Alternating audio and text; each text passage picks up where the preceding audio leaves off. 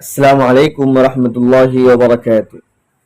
ملفوظات حضرت جی مولانا الیاس صاحب رحمۃ اللہ علیہ، بہت اہم ملفوظ ہے۔ دعوت کے کام کرنے والے ہر ساتھی کو اس ملفوظ پر توجہ دینے کی ضرورت ہے۔ یہ وقت کی اہمیت پر ملفوظ ہے۔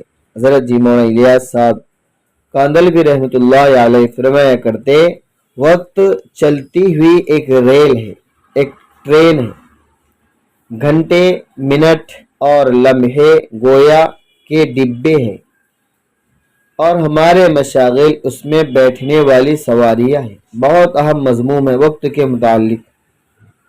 اب ہماری دنیاوی اور مادی ذلیل مشاغل نے ہمارے زندگی کے ریل کے ان ڈبوں پر ایسا قبضہ کر لیا ہے کہ وہ شریف اخروی مشاغل کو آنے نہیں دیتے۔ دنیا کی اسباب نے، مشاغل نے ہمارے ڈبوں پر قبضہ کر لی۔ وہ آخرت کی مشغولی یعنی دین کی محنت، دعوت کی محنت، گشت والی محنت، اللہ کے راستے خروج، یہ ہمیں کرنے نہیں دیتے۔ فرمایا ہمارا کام یہ ہے کہ عزیمت سے کام لے کہ ان ذلیل اور دینی مشاغل کی جگہ ان شریف کی جگہ ان شریف اور اعلیٰ مشاغل کو قابض کر دے جو خدا کو راضی کرنے والے ہیں اور ہماری آخرت کو بنانے والے ہیں۔